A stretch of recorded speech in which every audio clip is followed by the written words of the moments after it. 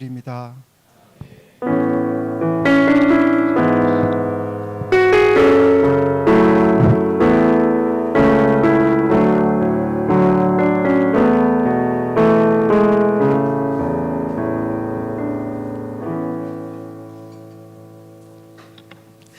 반갑습니다. 우리 하나님 말씀 보겠습니다. 하나님 말씀 야고보서 4장 1절에서 10절 말씀입니다. 네, 저희 통합 예배를 드리기 때문에 아이들이 읽기 쉬운 성경으로 읽습니다. 야고보서 4장 1절에서 10절 말씀입니다.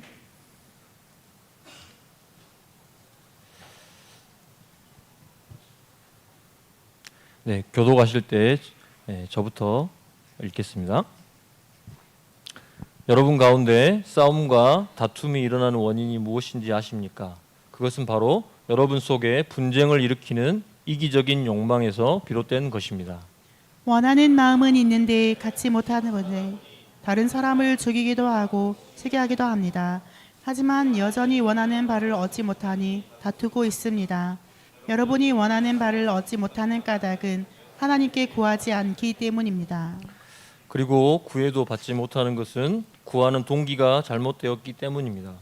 여러분은 오직 자신의 유익만을 위하여 쓰려고 구하고 있습니다. 하나님께 충성되지 못한 여러분이여, 여러분은 세상을 사랑하는 것이 하나님을 미워하는 것이라는 사실을 모르십니까? 만일 세상과 벗하고 싶은 사람이 있다면 그는 스스로 하나님과 원수가 될 것입니다. 하나님께서 우리 안에 거하게 하신 성령이 우리를 시기하기까지 사랑하신다라는 성경 말씀이 아무것도 아닌 말처럼 생각됩니까?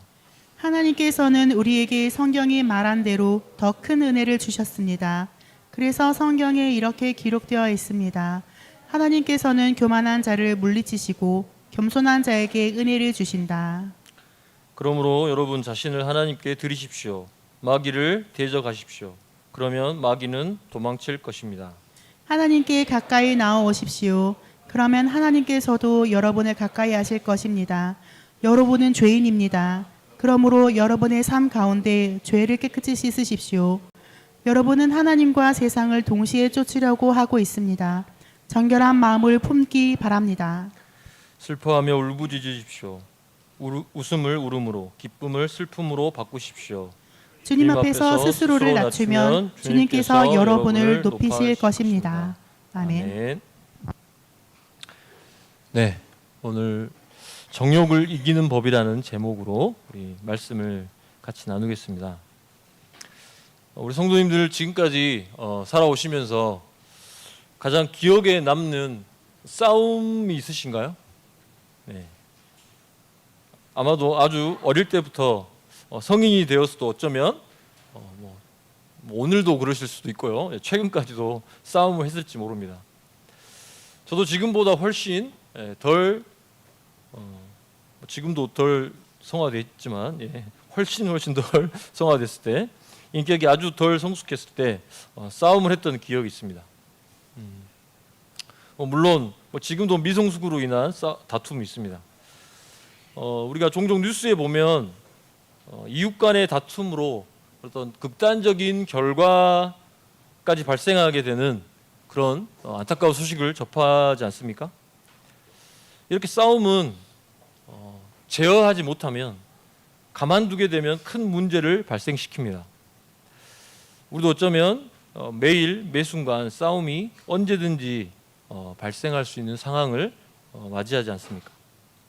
오늘도 우리는 왜 다툼이 발생하고 그 다툼의 원인을 어떻게 제어할 수 있는지를, 그리고 그 원인을 제어함으로 인해서 얻게 되는 결과를 살펴보겠습니다. 오늘 본문은 이렇게 시작하고 있습니다. 여러분 가운데 싸움과 다툼이 일어나는 원인이 무엇인지 아십니까? 라고 시작하고 있습니다. 싸움은 무엇이고 다툼은 무엇인가요? 이 두 단어는 거의 같은 내용이라고 할 수 있습니다. 싸움과 다툼이란, 제가 싸움과 다툼을 찾아봤는데 그냥 싸움은 싸우는 일이라고 써놔서 제가 이게 어떻게 표현을 해야 되나 뭐 싶지만 제가 그래서 나름대로 좀 생각을 해봤습니다. 싸움이란 뭘까? 서로 의견이 맞지 않아 서로에게 화를 표출하거나 어떤 감정적으로 격해지는 것부터 고성이 오가고 급기야 이 폭력까지 휘두르는 모습이라고 할 수 있습니다. 성경 곳곳에 보아도 당시의 교회에 적지 않은 다툼이 있었습니다. 고린도 전서에 보면 서로 나누어져서 파당을 이루어가지고 분쟁을 했던 것을 봅니다. 나는 유대인이 베드로파, 나는 지식이 뛰어난 아볼로를 높게 평가하니 아볼로파다. 나는 이방인의 사도이니 바울파다. 이렇게 서로 나누어져서 분쟁했다고 나옵니다. 심지어 나는 그리스도를 따르니 그리스도파다. 이렇게 또 나옵니다. 어떻게 보면 아니 유치하게 무슨 어떤 지연과 학연, 어떤 자신의 기호에 따라서 이렇게 팔을 나누고 있지라고 생각할 수도 있습니다. 하지만 이 고린도 전서에 보면 이 일로 이들은 서로 시기하고 나누어져 다투었습니다. 네, 우리가 사는 이 진주 땅에 200여 개의 교회가 있는 걸로 알고 있는데요. 이 진주의 많은 교회들 가운데 이러한 분쟁으로 나눠진 교회가 적지 않음을 알고 계실 것입니다. 야고보의 편지를 받는 이 교회들 안에도 싸움과 다툼이 있었음을 짐작하게 됩니다. 우리가 몇 차례 살펴봤듯이 야고보서 내용에 어떤 내용이 나왔습니까? 네, 부자와 가난한 자가 함께 섞여 있으면서 차별을 했죠. 그리고 선생과 선생이 되고 싶어하는 자들이 대치를 하고 있었고, 또 하늘의 지혜가 아니라 땅의 지혜를 자랑하며 시기와 이기적인 야망으로 살아가는 자들이 있었다고 나옵니다. 그렇다면 야고보는 왜 이러한 싸움과 다툼이 발생하는지에 대해 질문을 던집니다. 성도님들은 어떻게 생각하시나요? 왜 교회 안에서 아니면 교회 밖에서 이런 싸움과 다툼이 발생하신다고 생각합니까? 무엇보다도 무엇 때문에 우리가 서로 감정이 격해지고 미워하고 서로에 대해서 분노하고 시기하고 질투하고 급기야 목소리를 높이며 원수처럼 대하게 되는 것일까요? 우리 초등학교 친구들 있죠? 네, 우리 초등학교 친구들, 우리 친구들도 친구들끼리 다툼할 때도 있지 않나요? 네. 무엇 때문에 다툼을 하게 되는 것 같나요? 네. 네, 대답 안 해도 됩니다. 네. 친구가 어떻게 나를 욕을 해서? 아니 친구가 나를 때려서? 친구가 나를 놀려서 싸울 때가 있겠죠. 네. 그렇다면 친구가 왜 나를 놀리는 것일까요? 네, 우리 성도님들, 왜 다른 성도가 혹은 직장 동료, 친구가 나를 모함하고 나를 비방하고 질투하는 것일까요? 내가 그 친구보다 못났기 때문에? 내가 잘못을 했기 때문에? 네, 물론 이러한 이유로 비난하고 놀리고 할 수 있을 것입니다. 그런데 그 사람이 그렇게 하는 것이 옳습니까? 우리 친구들, 내가 어떤 친구보다 달리기가 느리고 공을 잘 못 찬다고 내가 의도치 않게 실수로 말을 잘못 뱉었다고 비난하는 것이 맞냐는 것입니다. 우리는 결코 상대방이 그렇다고 해서 놀리거나 비난해서는 안 되겠죠. 이렇게 상대방에 대해서 놀리고 비웃는 것에 대해 오늘 말씀에서는 너희 지체 중에서 싸우는 정욕이라고 야고보는 말하고 있습니다. 직역하면 이걸 너희 지체들 안에서 싸우고 있는 욕구입니다. 너희 지체들 안에서 싸우고 있는 욕구. 이 욕구는 우리 안에서 싸우고 있다고 말하고 있죠. 전쟁을 벌이고 있습니다. 누구와 전쟁을 벌이고 있을까요? 바로 성령과 전투를 벌입니다. 우리 안에 있는 하나님의 영, 거룩한 영과 우리의 욕구는 싸움을 벌이고 있습니다. 상대방을 놀리고 비난하는 것을 하나님의 영은 허락하시지 않죠. 하지만 우리 안에 있는 욕구는 그것을 원하고 있습니다. 죄로 오염되어 있는 우리의 욕구는 우리를 싸우게 만듭니다. 우리가 성도들과 아니면 옆 사람들과 직장 동료와 다투고 분쟁하고 싸우는 이유는 바로 우리 안에 있는 비틀어진 욕구, 욕망 때문입니다. 어떤 욕구이죠? 나는 저 사람, 나는 저 친구보다는 더 잘났기 때문에 더 잘나 보여야 돼. 이런 욕구라는 것이죠. 즉 다른 사람보다 내가 잘났다고 생각하는 교만 때문에 서슴지 않고 비난하고 목소리를 높이는 것입니다. 네, 우리 성도님도 그렇게 생각하시나요? 네, 우리 안에 이러한 교만한 욕구가 있기 때문에 싸운다고 생각하시나요? 혹시 우리는 아닌데 다른 사람이 나에게 원인을 제공해서 했기 때문에 싸운다고 생각하지 않습니까?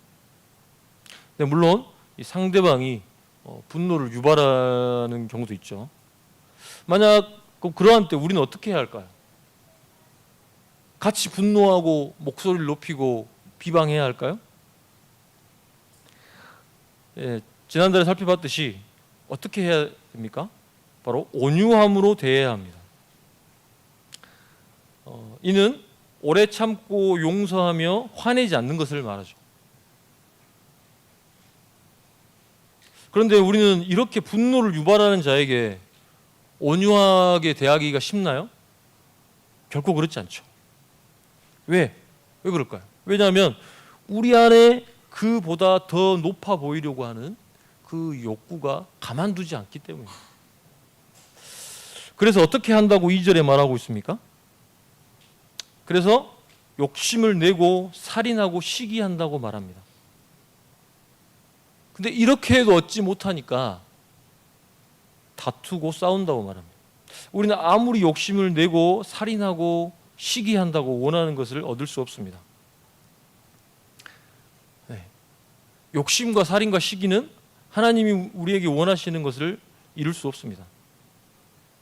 하지만 우리는 이 하나님이 원하는 방식보다 바로 이러한 방식으로 우리가 얻는 것을 원하는 것을 얻으려고 하죠. 네. 우리가 왜 다툽니까? 우리 친구들. 네.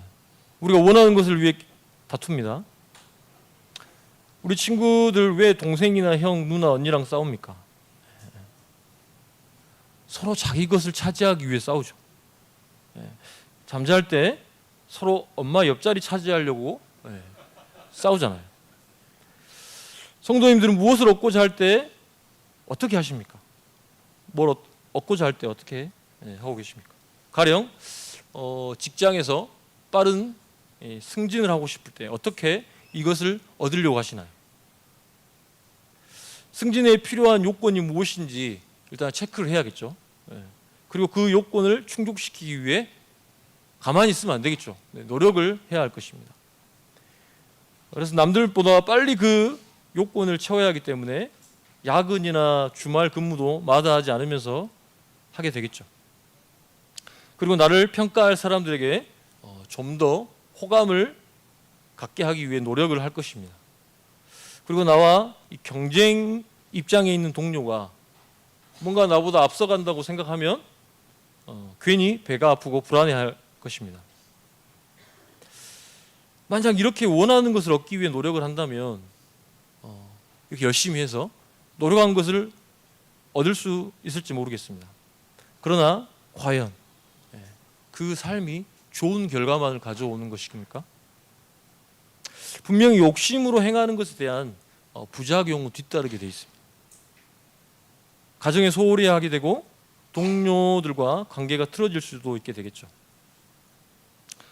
그렇다면 우리는 원하는 것을 어떻게 얻어야 할까요?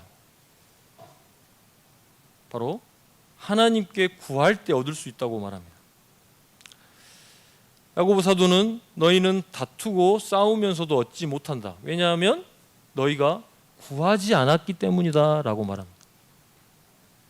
구하지 않았단 말이 무슨 뜻입니까? 바로 하나님께 기도하지 않았다는 말이에요. 우리가 기도의 방식이 아닌 다투고 싸우는 방식으로 우리가 원하는 것을 얻을 수 없다고 말합니다.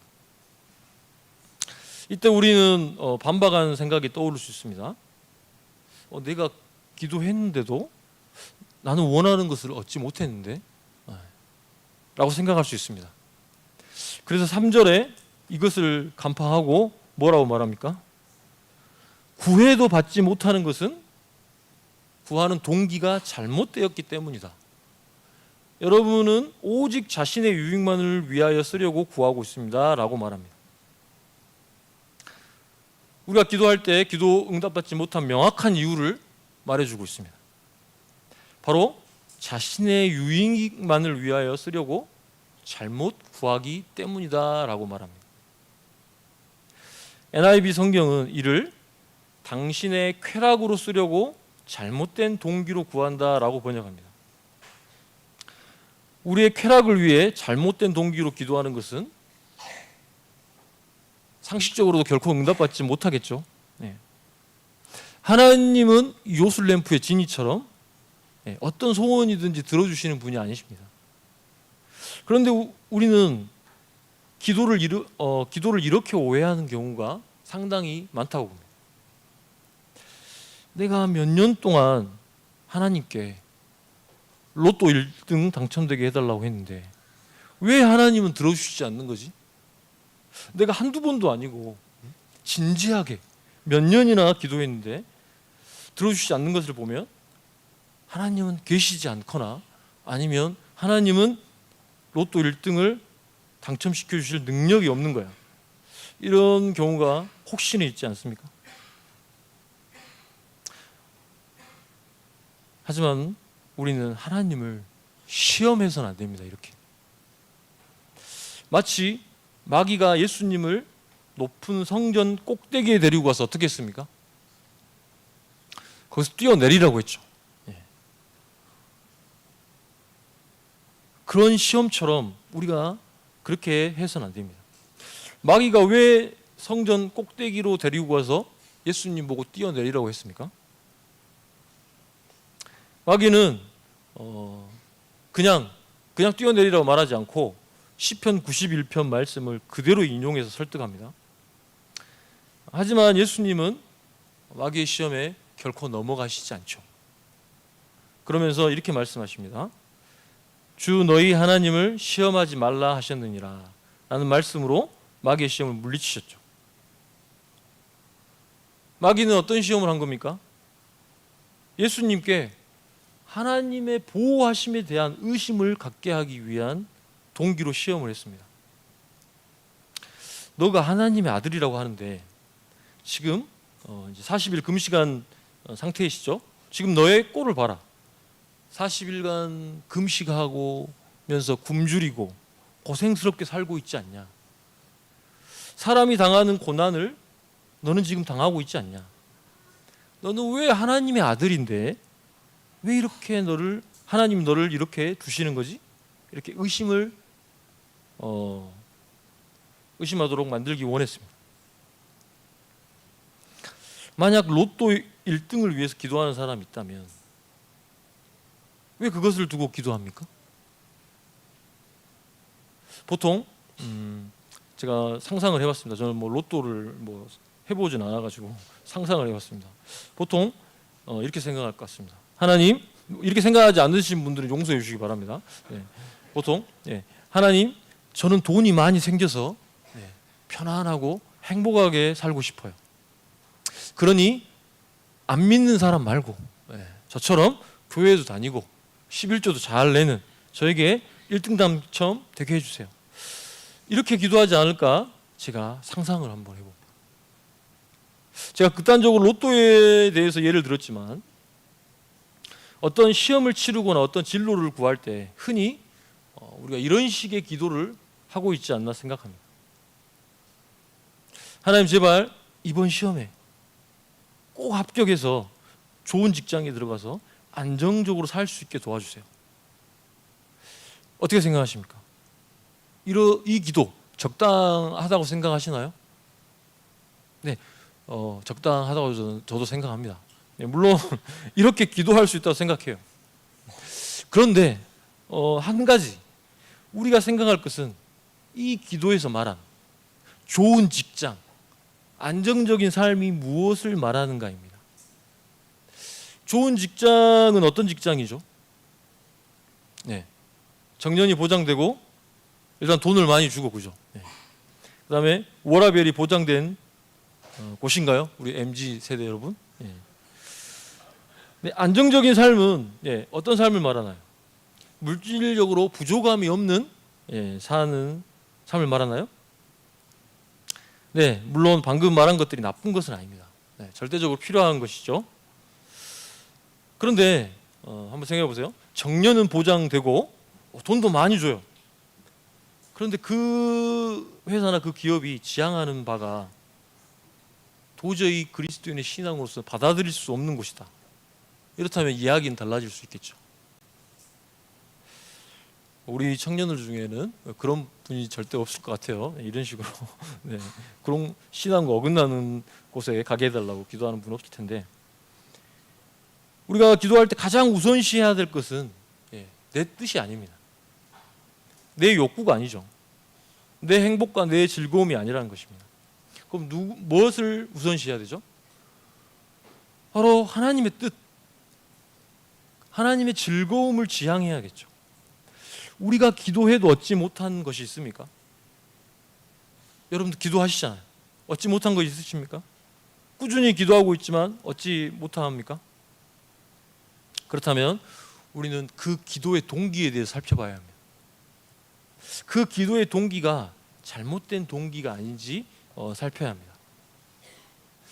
아무리 우리가 화살통에 화살이 많아서 화살을 쏘지만 방향이 맞지 않으면 관역에 도달하지 못하겠죠. 반대로 이 말은 또 어떤 말이 됩니까? 우리의 기도가 올바른 동기를 가지고 기도한다면, 즉 하나님의 뜻대로 기도한다면 우리는 얻을 수 있습니다. 어쩌면 하나님은 우리가 올바른 기도를 하라고 우리가 구하는 것을 얻지 못하게 한 것일 수도 있습니다. 기도는 치열한 영적 전투라고 할 수 있습니다. 기도의 씨름 없이는 우리가 하나님의 뜻을 따라 살기 어렵습니다. 예수님께서 어떻게 기도하셨습니까? 네, 치열하게 기도하셨습니다. 하나님의 아들이셨지만 치열하게 기도하셨죠. 습관을 쫓아 새벽이든 밤이든 한적한 곳에 가셔서 기도하셨습니다. 그 치열한 기도의 절정을 모든 복음서에 기록해 놓고 있습니다. 바로 십자가에 못 박히시기 전날 겟세마네 동산에서 기도하신 일입니다. 예수님은 얼마 지나지 않아서 이제 한 열 몇 시간 뒤에면은 십자가에 못 박히실 것을 알았습니다. 그래서 제자들에게 무엇이라고 말씀하십니까? 내 마음이 너무 즐겁다 이렇게 말씀하셨습니까? 아니요. 내 마음이 매우 고민하여 죽게 되었으니 이렇게 말합니다. 그리고 예수님은 얼굴을 땅에 대고 기도하셨습니다. 그리고 이렇게 기도하십니다. 아버지여, 만일 아버지의 뜻이거늘 이 잔을 내게서 옮기시옵소서. 그러나 내 원대로 마시옵고 아버지의 원대로 되기를 원하나이다. 이렇게 하시니 천사가 하늘로부터 예수께 나타나 힘을 더하더라. 예수께서 힘쓰고 애써 더욱 간절히 기도하시니 땀이 땅에 떨어지니 핏방울같이 되더라. 예수님의 기도의 모습이 좀 그려지시나요? 무리를 걸으시고 바다를 명하여 잠잠하게 하시고 천지를 창조하신 그 하나님이 고민과 어려움 속에 얼굴을 땅에 대고 두려움과 긴장 속에서 기도하고 계시죠. 심지어 누가의 표현대로 극도의 긴장 속에서 이 피부에 이 모세혈관이 터져서 피와 땀이 함께 스며 나왔다고 말하고 있습니다. 기도는 아버지의 뜻과 내 뜻과의 싸움입니다. 편안히 앉아서 편안히 누워서 중얼거리는 것이 아닙니다. 내 뜻을 하나님의 뜻에 굴복시키는 거죠. 그 일이 쉽겠습니까? 그렇게 기도하는 자만이 얻을 수 있다고 말합니다. 이러한 기도는 예수님만이 하셨던 것도 아니고 예수님만이 하실 수 있는 것도 아니고 바로 시편에도 보면 이러한 시편에 있던 많은 성도들이 그렇게 하나님께 탄원하며 기도하는 내용이 쏟아져 나오고 있습니다. 우리 성도의 기도가 담겨 있죠. 기도는 결코 우리가 원하는 것을 얻기 위한 도구가 아니고 하나님의 뜻을 알고 그 뜻을 이루는 도구라는 것을 잊지 말길 바랍니다.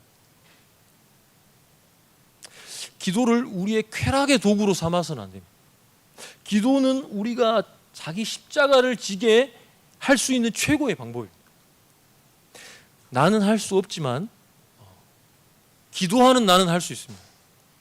나는 원수를 사랑할 수 없고 오래 참을 수 없고 화를 내지 않을 수 없지만 예수님처럼 기도하는 나는 모든 것을 할 수 있습니다. 이제 야고보 사도는 이 타락한 욕망을 따르는 자들에게 강하게 경고합니다. 쉬운 성경은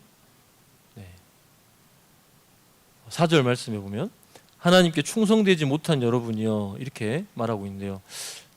근데 개역 개정과는 전혀 이 지금 워딩이 다릅니다.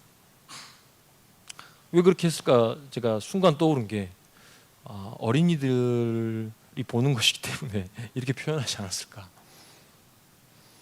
근데 개역 개정과 많은 다른 번역 성경을 보면 이렇게 말씀합니다.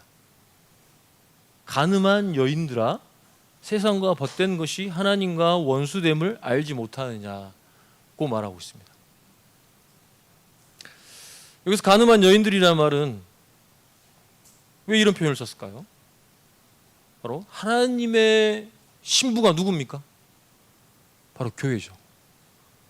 이 교회가 하나님을 버리고 무엇과 짝을 한 것입니까? 세상과 짝이 된 것에 대한 비유를 한 것입니다. 타락한 욕망에 휩싸인 자들은 바로 가늠한 자이고 세상의 벗이고 하나님의 원수라고 말합니다. 세상과 가까이 지내는 것이 왜 하나님과 원수가 되는 것일까요? 말 그대로 그렇다면 우리는 세상을 가까이 하지 않고 지구를 떠나야 합니까? 우리가 세상을 떠나라고 하나님께서 말씀하시지 않았죠. 하나님은 우리를 세상에 두시고 세상에 보내십니다. 성경에서 부르심을 받은 자들은 결코 세상을 떠나지 않았습니다. 하나님은 세상 여전히 사람들이 있는 곳, 사람들이 모이는 곳, 사람들이 거주하는 곳에 있으라고 거기로 보내시죠. 세상은 하나님 나라와 반대됩니다. 하나님의 통치 원리가 작동하지 않는 곳이죠. 하나님을 대적하는 마귀가 권세를 부리는 곳입니다. 제가 보기에는 세상은 그래도 아직 살만하고 재미있고 좋은 일들도 일어나고 가슴 뭉클한 일들도 일어나지 않나요? 이렇게 반문할 수 있습니다. 네, 사회의 질서가 완전히 무너지지 않고 남을 위해 희생하는 의인들도 존재하고 가난한 자를 돕고자 하는 자들도 존재합니다. 바로 이렇게 세상이 유지될 수 있는 것은 마귀의 통치 때문이 아니고 무엇 때문입니까? 바로 하나님께서 베푸신 은혜 때문이죠. 하나님께서는 어떤 은혜를 베푸셨습니까? 사람들에게 알만한 것들을, 하나님을 알만한 것들을 각 사람에게 주셨어요. 틈만 나면 그 대표적인 것이 뭡니까? 하나님 알만한 것, 바로 양심이죠. 양심이 없으신 분들은 없잖아요. 무엇이 옳고 그른지를 아는 판단하는 마음을 우리에게 주셔서 이 사회가 유지되게 은혜를 베풀고 계십니다. 하나님께서 만약 그러한 은혜를 만약 거둬가신다 생각해 보세요. 만약에 우리 안에 있는 양심을 다 걷어가신다. 그럼 이제 고담시처럼 되는 거죠. 네, 범죄 도시가 되는 겁니다. 하지만 사람들은 마음으로 이 세상의 법을 따르기를 원합니다. 틈만 나면 자신의 욕구대로 살고 싶어 합니다.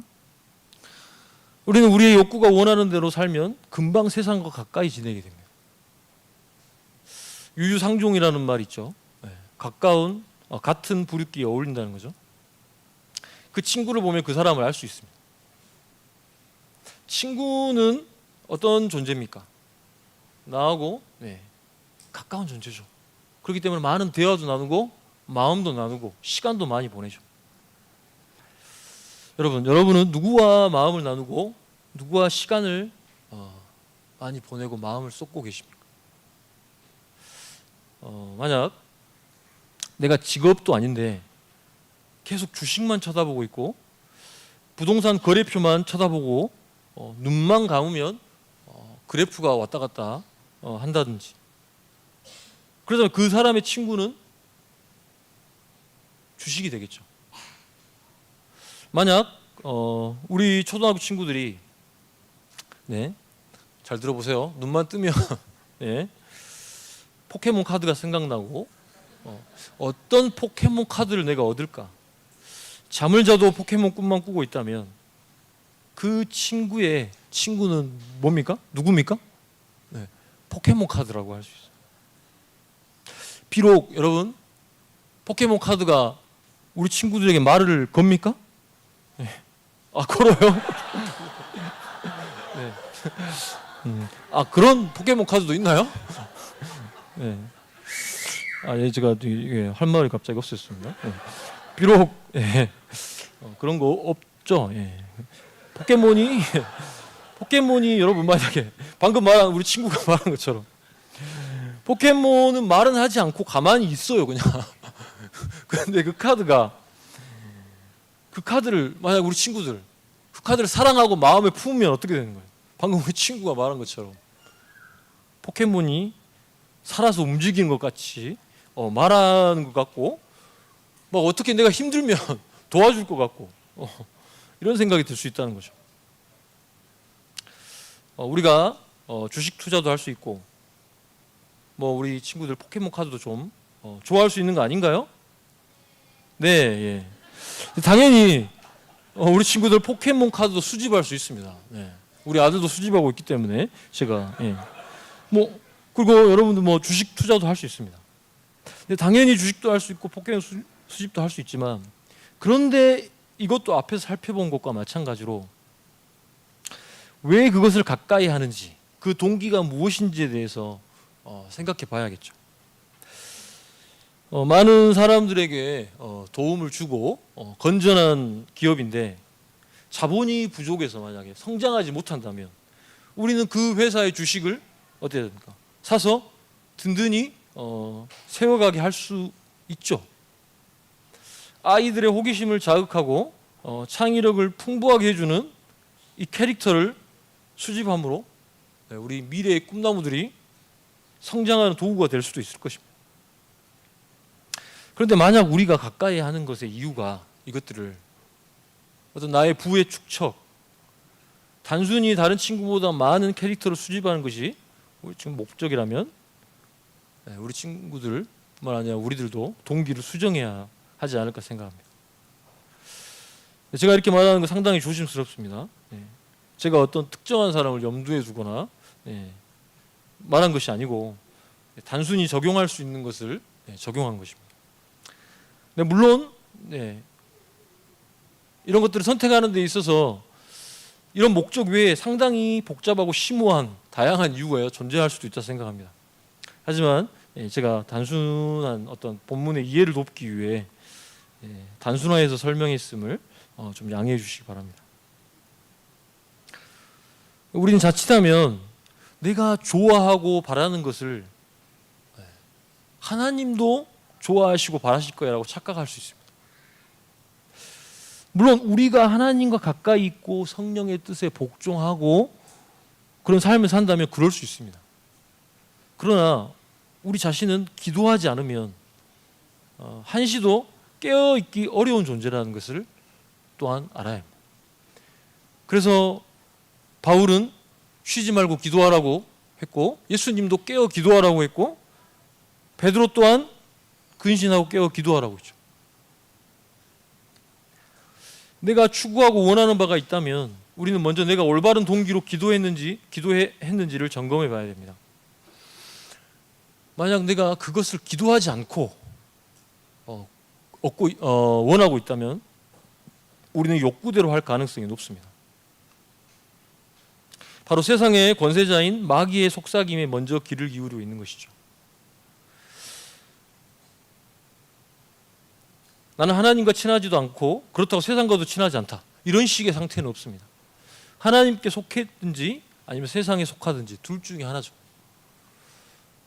우리가 하나님을 믿는 것에 확신이 있고 의심하지 않을 수는 있지만 때로는 세상의 편에 서서 우리의 욕구를 선택할 수 있습니다. 이때 우리 하나님은 어떻게 반응하실까요? 자, 5절 말씀해 보면 하나님이 우리 안에 거하게 하신 성령이 우리를 시기하기까지 사랑하신다 라고 말하고 있습니다. 근데 이 본문 상당히 좀 어려운 본문이긴 한데요, 이 원문을 직역하면 이 성령이라는 단어가 지금 나오는데 여기에는 성령이라는 단어는 나오지 않습니다. 성령이라는 단어는 뭐 우리말 성경에서는 그렇게 나오지만 다른 그러니까 우리말의 개역 개정과 쉬운 성경 그렇게 말하고 있지만 표준세 번역이나 공동 번역이나 또 다른 번역에서는 영이라고 말하고 있습니다. 그리고 다른 영어 성경에도 이것을 영이라고만 표현하고 있습니다. 홀리 스피릿이 아니고. 그리고 많은 주석가들도 전체 맥락상 흐름상 여기에서 나온 영을 성령이라 보기보다는 사람 안에 있는 영이라고 말하고 있습니다. 그래서 전체적인 흐름상 이 구절의 의미는 하나님이 우리 가운데 살게 하신 그 영을 하나님이 시기하면서 갈망하신다라고 할 수 있습니다. 하나님은 세상 편에 서서 교만하고 쾌락을 쫓아 살아가는 사람의 영을 질투하십니다. 사람의 질투는 잘못된 욕심에서 나오는 것이지만 하나님의 질투는 거룩한 질투입니다. 하나님 우리 각 사람에게 영혼을 주셨죠. 영혼이 없는 인간은 없습니다. 그리고 타락하지 않은 영혼도 없죠. 모든 사람의 영혼은 타락했습니다. 죄에 오염되어 있습니다. 하나님은 앞에서 살펴본 대로 자꾸만 이 죄의 욕망에 사로잡혀서 세상 편에 서 있는 영혼을 볼 때 어떻게 하실까요? 그 영혼을 보실 때 하나님은 어떤 마음이실까요? 마치 누가복음 15장에 나오는 둘째 아들, 아버지가 죽기도 전에 유산을 달라고 해서 어떻게 합니까? 먼 나라에 가서 방탕하게 다 소비하고 그 다음에 다 소비해서 이제 거짓 신세가 되니까 돼지 먹는 사료조차 구걸하지만 먹지 못하는 신세가 되죠. 그 아들. 이 비유에 나오는 아버지는 그 아들이 언제 돌아올까 걱정하며 지내다가 마침내 아들이 비참한 상태로 돌아올 때 어떻게 하십니까? 꼴 좋다 이렇게 하십니까? 네. 제일 먼저 나가서 맞이하죠. 하나님은 죄를 미워하시고 악을 심판하는 공의의 하나님이시지만 동시에 죄인을 불쌍히 여기시며 사랑하시는 하나님이십니다. 사랑 때문에 눈먼 하나님이라고 할 수 있습니다. 하나님은 그분이 그토록 싫어하는 죄를 그의 자녀가 짓고 있지만 너무 사랑하기 때문에 그가 돌아오기를 갈망하는 것입니다. 우리 부모님도 그렇지 않으신가요? 자녀들이 아무리 속 터지는 행동을 하고 말을 하고 참 정말 원수 같다 여기다가도 돌아서면 그 자녀를 위해 기도하고 있지 않으신가요?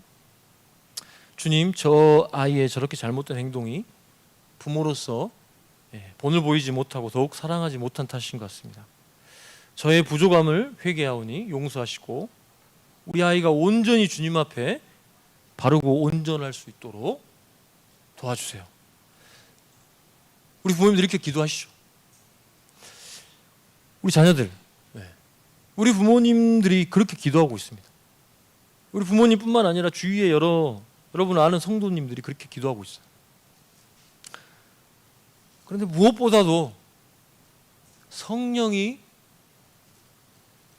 우리를 긍휼히 여기시며 탄식하고 간구하고 계십니다. 하나님은 우리를 사랑하시기에 친자녀처럼 징계도 하시지만 우리를 안타깝게 여기시며 죄의 길에서 돌이키도록 간구하시죠. 우리의 영혼을 질투하시며 갈망하시는 하나님은 교만한 마음으로 서로 싸우며 다투고 세상 편에 서서 하나님과 원수된 자들이 어떻게 회복할 수 있는지를 6절과 10절에서 지시합니다. 그 방법을 제시하고 있습니다. 먼저 6절에서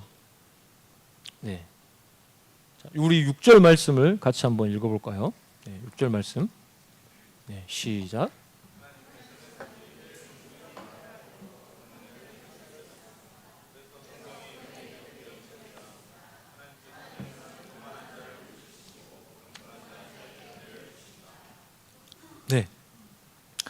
하나님은 더욱 큰 은혜를 주신다고 하십니다. 이 은혜는 누구에게 주신다고 말합니까? 바로 잠언 이 말씀에서 잠언 3장 34절을 인용한 것인데요. 하나님은 교만한 자를 물리치시고 겸손한 자에게 은혜를 베푸신다라고 말합니다. 누가 교만한 자죠? 자기 자신이 높아지려고 하는, 그러니까 자기 자신의 어떠함을 자랑하는 자를 말합니다. 이러한 자는 은혜를 받을 수가 없습니다.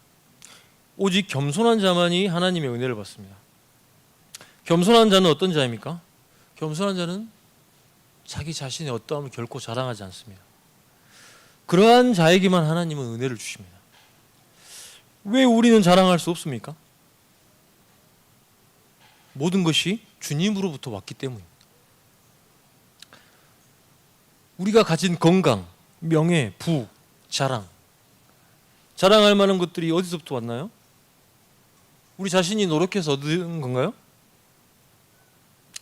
물론 내가 노력해서 얻은 것들이기도 합니다. 그런데 나의 노력만으로 이러한 것들이 주어졌을까요? 우리 성도님들이 원해서 우리 성도님들의 부모님의 가정에서 태어나셨습니까? 결코 그렇지 않죠. 자, 제가 예를 들면 건강을 예를 들면 먹는 것을 조절하고 이제 건강하려면 운동을 꾸준히 하며 관리하는 사람은 건강할 수 있겠죠. 그러나 그렇지 않은 경우도 있습니다. 갑자기 우리에게 병이 찾아올 수도 있죠.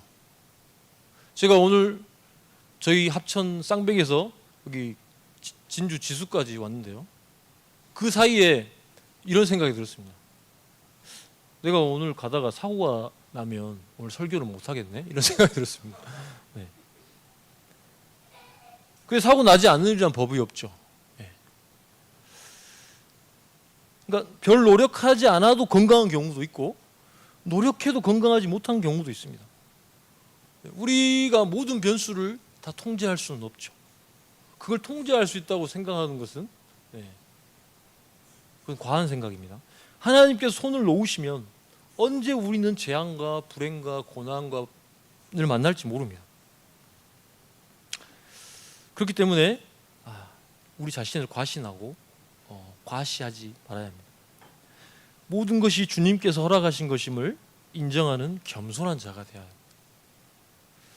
하나님은 겸손한 자에게 하나님의 뜻을 행할 은혜를 주심을 잊지 않아야 됩니다. 또한 겸손한 자는 7절과 같이 개역 개정의 표현대로 하나님께 복종하는 자입니다. 겸손한 자란 하나님께 복종하는 자. 하나님께 복종한다는 것은 하나님의 말씀과 뜻을 따른다는 거죠.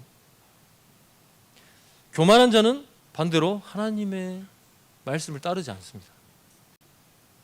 자신을 자랑하는 자는 하나님께 순종하지 않죠. 순종할 수 없습니다. 순종할 수 없다면 우리는 정욕을 이길 수 없습니다. 또한 마귀를 대적하라고 합니다. 우리의 교만과 정욕과 싸워서 이기기 위해서는 마귀에게 대항해야 합니다. 사단은 지금 보이지 않지만 굶주린 사자처럼 곳곳을 다니며 삼킬 자를 찾고 있다고 베드로 사도로 말합니다. 굶주린 사자가 하루에 닭고기 한 10kg 정도는 먹는다고 합니다.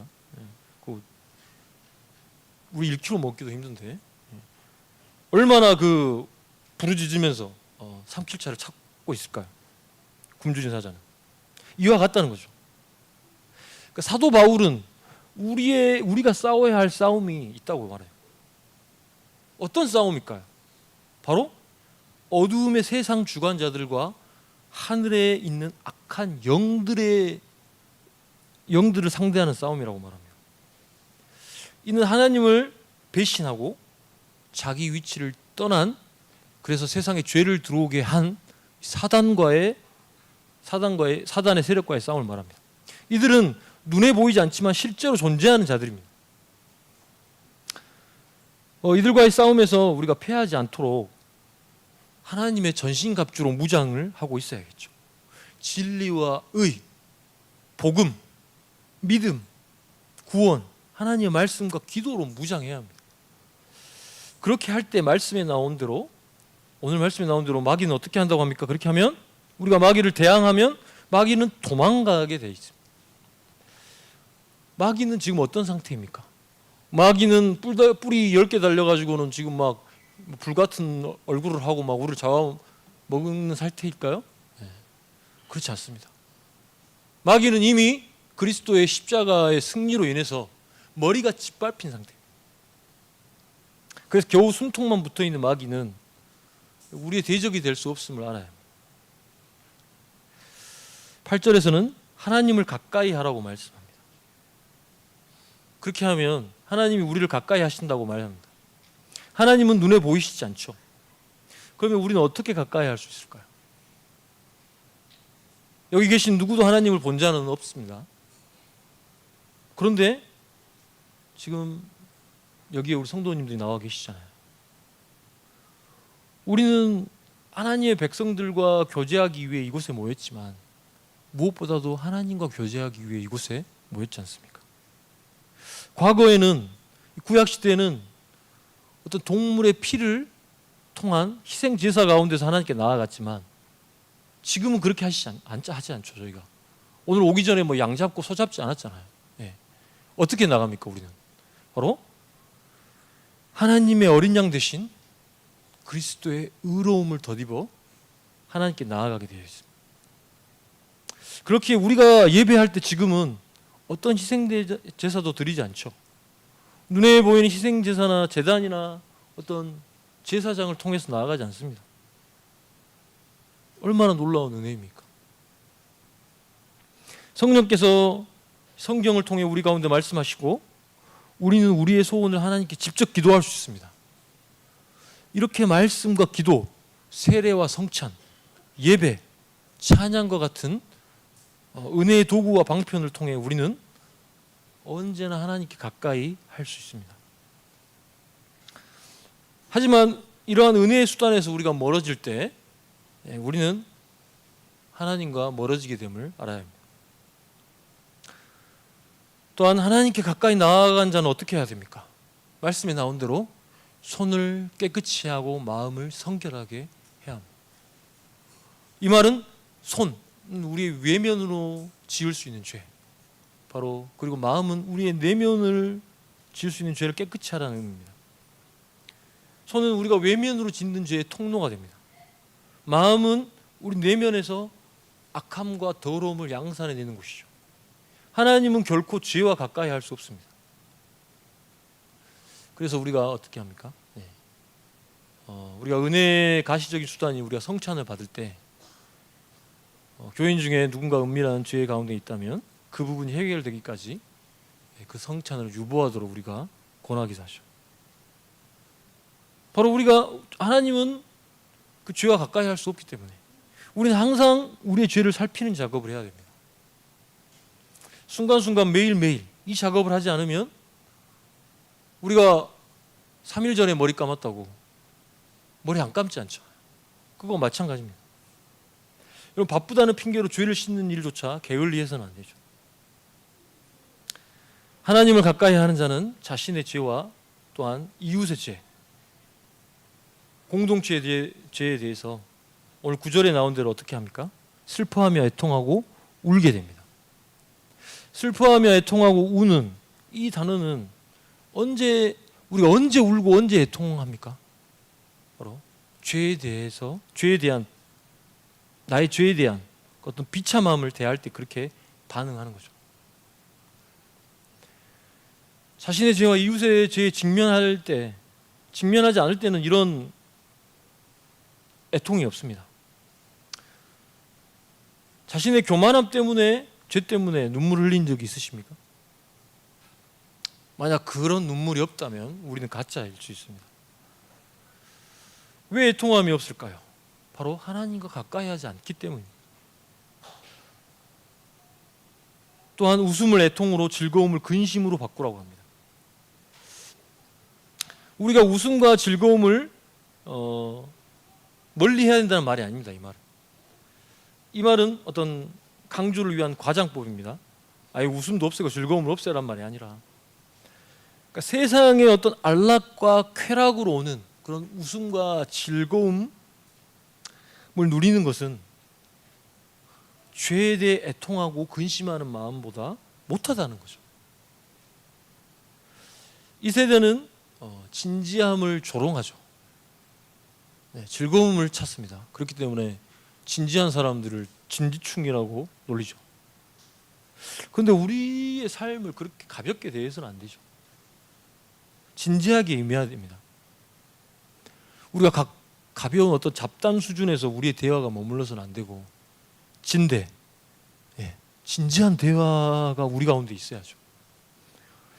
우리가 타락한 욕망과 또한 세상의 유혹에 빠지지 않을 수 있는 방법을 마지막으로 10절에서 한 번 더 강조합니다. 바로 겸손이라고 말하고 있습니다. 우리의 교만한 마음을 주 앞에서 낮추라고 하십니다. 낮추는 자, 겸손한 자만이 하나님의 은혜를 누릴 수 있습니다. 그 자를 하나님은 높이신다고 하십니다. 오늘 우리는 말씀을 통해서 우리가 왜 이웃과 성도들과 때로는 내 자신과 싸우는지를 알았습니다. 우리는 우리 안에 다른 이보다 높아지려고 하는 욕구가 있기에 서로 분쟁하고 분노하고 시기합니다. 이렇게 타락한 욕망은 우리가 하나님과 멀어져 세상과 가까이 하게 만듭니다.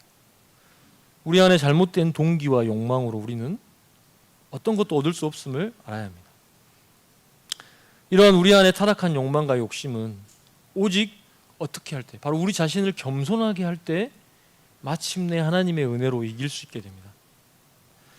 마귀는 하나님이 아닌 우리 자신을 인생의 주인공이라고 부추기고 높아지라고 부추깁니다. 우리는 마귀를 대항해야 됩니다. 그리고 은혜의 수단들을 통해 하나님께 나아가야 합니다. 우리의 타락한 욕망에 대한, 세상을 사랑한 것에 대한 애통한 것 없이는 결코 우리는 아무것도 얻을 수 없습니다. 주님, 나는 아무것도 아닙니다. 나는 죄인일 뿐입니다. 이러한 고백이 있는 그 자리에 하나님은 우리의 무릎을 세우고 우리에게 그의 충만한 은혜로 옷 입혀 주실 것입니다. 우리 모든 성도님들에게 겸손한 자를 높이시는 하나님의 은혜가 있기를 원합니다. 같이 우리 말씀 두고